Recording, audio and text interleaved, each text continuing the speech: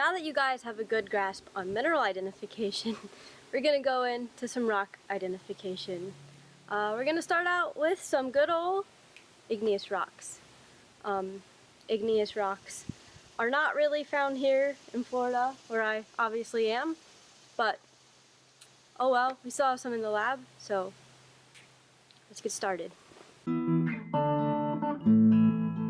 Geology. Igneous rocks are going to be made from cooled magma or lava. Here are some examples from New Mexico. There's some igneous intrusions. Yay, fun, pretty. You're going to be using this identification sheet when identifying igneous rocks. It's pretty simple to use.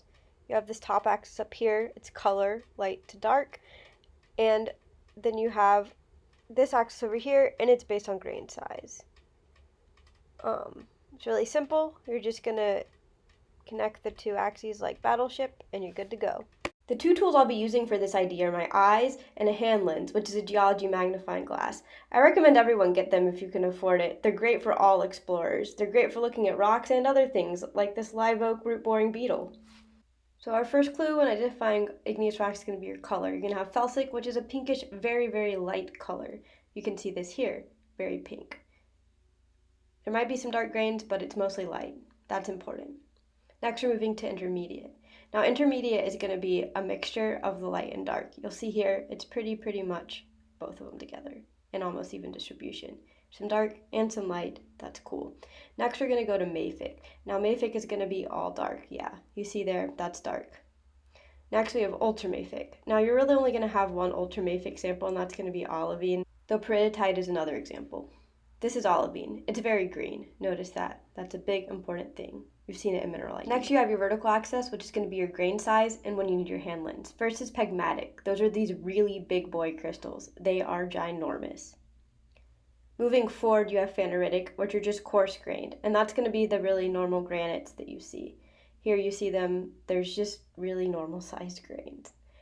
There's actual measurements if you need them. Next is porphyritic. Porphyritic is nice. It's really evident. You can see these phenocrysts, which are the big crystals, and it's going to be mixed up in an aphanetic matrix or ground mass. That's what I'm outlining in yellow here. Moving on is aphanitic. These guys are really teeny baby dot crystals. You can't really make them out individually with your eye. Next is a glassy texture. It's pretty simple. It just looks glassy. It's also going to have some conchoidal fracture sometimes. And then you have vesicular texture, which has vesicles or these little bubbly guys. Yay. And lastly, pyroclastic fragmental. Fun. Just like there's a Y with color, there's also a Y with grain size.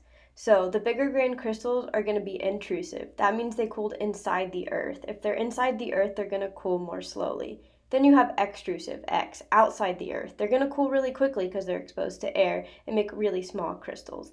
I think about it like intrusive cools slowly, and so they have lots of time to be real big. And then you have extrusive, which cools quickly, and they don't have time to make big boy crystals. They're just little, and you can't really see them with your naked eye.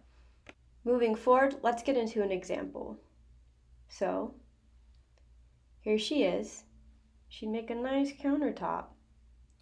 So, the first thing we're going to look at is color. What do we see a lot of here? I see a lot of pink and light colors.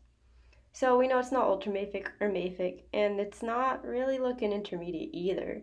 So it's felsic, and that pink is that K feldspar, potassium feldspar. Ooh, I like to draw a line down there to really cut it off. Next, we're moving to texture. So let's look at it again. What is the texture? There's nothing really too small in here, so it's not that, and we know it's not really anything too big. We line up everything together, and we get something in the middle. So what is it? I'm going to write it all down like I would in my sheet. Now, once you get the basics, you can use your sheets to really narrow down what the minerals are in there, which is what I'm doing now.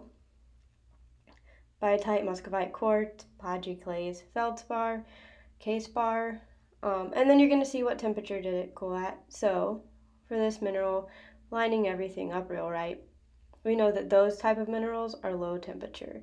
So we have a granite. Woo, yay for granite.